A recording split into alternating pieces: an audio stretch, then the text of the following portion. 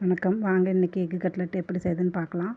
அதுக்கு ஒரு கடாயில் எண்ணெய் ஊற்றி நறுக்கிய பூண்டு, வெங்காயம், பச்சை மிளகாய், கருவேப்பிலை இதெல்லாம் போட்டு நல்லா ஒரு வதக்கிக்கோங்க. கட் பண்ணிய பீன்ஸ், கேரட் இதையும் போட்டு நல்லா ஒரு கிளறிட்டு மஞ்சத்தூள், மிளகாத்தூள், கரம் மசாலா, சீரகத்தூள் இதையும் போட்டு நல்லா ஒரு கிளறி விட்டு காய்க்கு தேவையான அளவு உப்பு, உருளைக்கிழங்கு நல்லா வேக வச்சு மசிச்சு வச்சுருக்கேன். இதையும் போட்டு நல்லா ஒரு கிளறிட்டு லாஸ்ட்டாக கொத்தமல்லி தழையை நல்லா தூவி விட்டு தனியாக எடுத்து வச்சுக்கலாம். இது நல்லா ஆறட்டும். அடுத்தது ஒரு பவுலில் 2 முட்டையை உடச்சி ஊற்றி அதில் கொஞ்சம் உப்பு, பெப்பர் தூள் போட்டு நல்லா ஒரு கிளறி இதையும் தனியாக எடுத்து வச்சுக்கலாம்.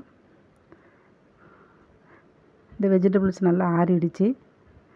இது நல்லா உள்ளங்கையில் வச்சு இப்படி தட்டி விட்டு வேக வச்ச முட்டையை உள்ளே வச்சு இப்படி நல்லா கைக்குள்ளே வச்சு இப்படி அமுக்கி விட்டிங்கன்னா, லேசாக அமுக்கி விட்டிங்கன்னா இது எல்லாம் அப்படியே க்ளோஸ் ஆகிடும்.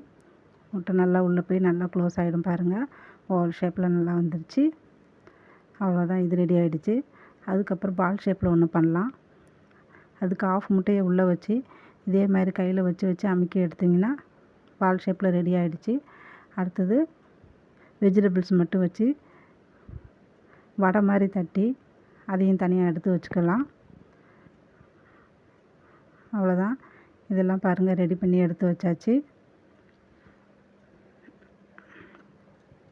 அடுத்தது இந்த எக்கை போட்டு வறுக்கி நல்லா பொடி பண்ணி வச்சுருக்கேன். அதில் போட்டு நல்லா பிரட்டி எண்ணெயில் போடுங்க. நல்லா வேக விடுங்க. எண்ணெயில் போட்டு நல்லா வேக விடுங்க.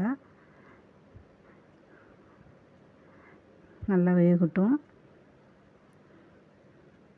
அவ்வளோதான், பாருங்கள், ஒரு 10 நிமிஷம் வேக விட்டால் வெந்துடும். அவ்வளோதான், 10 நிமிஷத்தில் ரெடி ஆகிடுச்சு. அவ்வளோதான், வெந்துடுச்சு. இதை எடுத்து தனியாக வச்சுக்கலாம். சாப்பிட்றதுக்கு நல்லாயிருக்கும். ஸ்கூல் விட்டு வர குழந்தைங்களுக்கு ஈவினிங் செஞ்சு கொடுங்க, நல்லா விரும்பி சாப்பிடுவாங்க. நீங்களும் ட்ரை பண்ணி பாருங்கள்.